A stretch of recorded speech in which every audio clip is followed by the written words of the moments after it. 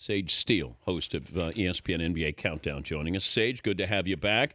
Hello, Dan. Are you getting this, like, can you sense it when you're in the building? Like, people don't like LeBron James when they're on the road? Yeah, but I mean, don't you think that's normal? But this is the best player in the game. People didn't feel this way towards Michael Jordan or Larry Bird. You had people who came out and respected greatness, but it wasn't a hatred. Yeah, and I do think this is different, and it sounds cliche, but you go back to the decision and what happened and how he did it, even though, you know, he came out and owned it and apologized basically and said he wishes he could have done some things differently. I don't know. It's funny because I was put aside the job thing as a fan. I was one of those haters, I admit. And, I mean, I'm from Indiana. You know, I'm a huge Pacers fan. And you know what? At this point, I tell my kids, root for LeBron. This is greatness. This is awesome to be watching. But I think he thrives off of it. He hears it. He knows it. I think he thrives off of it. I mean, look at how he handled the Lance Stevenson stupidity. Like, who does that? And, oh, by the way, who would have done that to Michael Jordan back in the day? But as a Pacer fan, yeah, it hurts. Did you appreciate it all, Lance Stevenson, trying to get into LeBron's head? Initially, and then he started acting like a complete and utter idiot after Larry Bird pulls you aside and says, dude, stop, and you keep doing it. Yeah, I mean, I appreciate people trash-talking and trying to get in under anybody's skin. And, hey, desperate measures, right? Yes. I mean, with the Pacers. But that was classless. It was classless, and people with the Pacers within the organization obviously didn't like it either. But, no, I mean, with LeBron, I did, and I hated the way he made the decision. I was, you know, we all remember where we were when. I remember that. But I've completely softened to him. I think he's a good guy.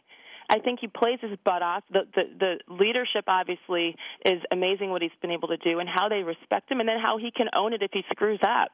Yeah, as a Pacers fan, put it out there. As a basketball fan, how do you not love what he does? I agree that it's tough sometimes to swallow how it all came together, but get over it.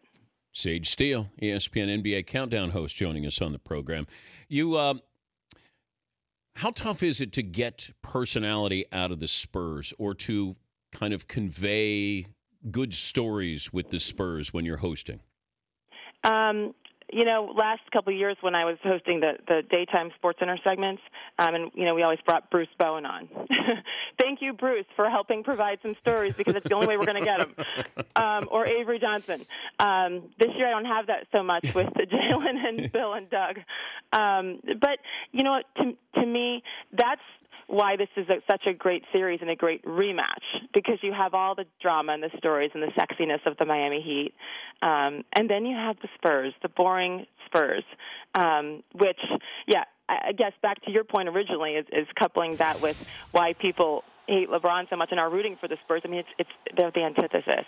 But honestly, that's why this organization is great. And in a way, I mean, I'm sure, I think I've heard you say it, you know, Pop, compared to like Bill Belichick. Look what he gets these guys to buy into, completely buy into his system. And 15 years ago was their first championship, he and Duncan, and they're still doing it, and they're on the precipice of it again. So it's okay to be boring. It's okay to not have drama. If you're getting it done and you're getting these guys to buy in and you're back again, despite being really old, it's phenomenal. Who needs the stories? If I said that you had to have Jalen Rose, Bill Simmons, Doug Collins wear costumes on camera, that would reflect their personality. Oh, you're a jerk. Wait, I'm a jerk? Because you all, okay, so I have to be honest. And somehow you always make me be honest. Well, first of all, Doug would say, hell no, I'm out. Well, no. You pick out the costume. You're the boss. What costume is Doug Collins going to wear? That's what I mean. He would laugh in my face and walk away. He'd quit. Like, he'd quit the job. But you pick out the costume. So he has no choice. I'm just saying I'd try to put it on him, and he'd laugh and walk out. He would be like a professor. He would definitely try to make sure that we all knew who was the wily old veteran and the smartest guy in the room in a really good way, because guess what? He is. Okay. Jalen Rose would wear what? Well, he'd be a hip-hop artist. He'd be a rapper. And Bill Simmons? I don't know what Bill Simmons would be. What would Bill Simmons be? Malcolm Gladwell? Help me with some ideas. Wizard of Oz. I don't know. See, I don't even know my Hollywood stuff that well. I'm going to work on this for next time. There you go. It's a question for them. Simmons will have some kind of answer for you. Oh, he definitely would. But he's much more in tune with all that other Hollywood-ish stuff. I don't know. That's really good. But Jalen would definitely be the rapper. And I get killed for not being able to follow along with Jalen's rap references on the show. I asked him to please go a little more old school, like early to mid 90s for me, because he's doing all this nouveau stuff that I have no idea. It goes over my head. I get killed every time. What are you listening to, Sage? Well, I worked out yesterday with Jay Harris here in San Antonio, and we put on our classic hip-hop station on Pandora. So that's your early 90s stuff. Takes me back to college. But like Makes me feel cool again. What are you listening to? Well, that was LL Cool J? That was Dr. Dre and LL, actually. Okay. Yeah. I mean, Dr. Dre and Snoop. It does. It takes me back. And then I'm like, oh, wait, kids, don't get in the car yet. Let Mommy turn the channel. This is not good. And then I go to the PTO meeting and act like, yeah, right. But then I also have like Sarah Bareilles. And then I go back to Run DMC. I mean, I'm diverse, Dan. Can you sing? No, it's terrible. It's not pretty. And actually, I'm surprised I'm able to talk. These are the first words I've said all day. I got out of bed for you. Oh, you did? Yeah. Well, that's respect. I appreciate that. Fritzy is quite the rapper. Really? Yeah. Fritzy, why don't you sample something for Sage Steele? Nobody can rap quite like I can. I take a muscle-bound man and put his face in the sand. LL, I'm bad. There you go. And but can he pull off the shirtless thing like LL? That's the question. No. But that's going to take a while. Yeah, he might lose a bet this weekend with the Belmont Stakes where he has to take off his shirt. That would be beautiful, please. Yes, and ride bareback with Paulie where they have to hold on to each other. I saw this story with Warren Sapp granny pants. You said this on Kimmel? Oh. Sage. I know. You got to understand. I mean, this is, people run with these stories. Now Sage Steele granny underwear. Here's the thing. I can laugh at myself, Dan. Okay. I can laugh at myself. Yeah, it's true. And then Warren tweeted me and it's like, are you still telling that story? And then he put hashtag better believe it. And I wrote back, I'm like, trust me, no one doubts that you went there with me. No one doubts you, Warren. So he's trying to chat you up first time he meets you. You're a reporter in Indianapolis. Yeah. And he's like, hey, where are you from? And then you say? Well, yeah, I just moved to Tampa to cover the Bucks. First day in the locker room. Okay. Yeah, coming from Indianapolis. So first day, he says, oh, where are you from? And then you say from Indianapolis? Yeah. And then he says? And then he says, and he looks at me and he kind of laughs. And he's like, I could tell.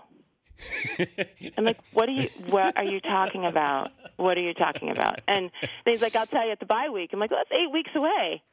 And I even said to my photographer, who had no idea, and he had known Warren for years. And he's like, I got no idea. So he reminded me at week 8, and I went over there. Like, how could you tell? Because I'm an Army brat. I'm from nowhere. I don't have an accent. I don't think I look corn-fed. I don't know. So, yeah, I went over there, and I said, how could you tell? And he's like, because everybody from Naptown wears granny panties. And here's the sad thing. The reason why it's a pathetic story is because I didn't know what granny panties were. I didn't know. So now I know. And, yeah, thank you for forcing me to go shopping. So, listen, now I'm a classy girl, right? So I tell that story and I sound like I'm just saying it was one of those locker room experiences that you never forget. I mean, I have many, many, many more, many that I can't even tell. They're disgusting and many are fine, but that was one that stood out when you're young and you're a rookie in a locker room dealing with Warren Sapp, and then the next year Keyshawn comes in. And, I mean, you talk about drama in that locker room. I remember that. Were you involved in that drama? With Keyshawn? Really? Are you asking me that? Really? Were you? What do you mean involved? No. Did you cover it? Yeah. See. Now I never know which direction you're going. Of course I covered it, but it was. What direction did you think I was going in? Well, since you started with the other story, I'm red. I'm glad you can't see me now. I'm red, and I lost my train of thought. No, you could just see it was hysterical to watch when Keyshawn was brought in, and you could see the animosity from across the locker room when the cameras would go to Keyshawn. Warren would look over with a scowl, vice versa. It was an interesting time. And then you had the Rondé Barbers and Derek Brooks, the classy guys, and John Lynch's, who would look from afar and just shake their head. All right, be on your best behavior tonight and dress appropriately, okay? I promise not to let you down. Thank you. Great to talk to you, Sage. Have fun tonight. Thanks, Dan, and I'll work on the costume question, okay? I won't fail you next time. I know Simmons will have an answer for you. I know he will. I'll tweet it to you. Thank you, Sage. Thank you, Dan. Sage Steele, NBA Countdown.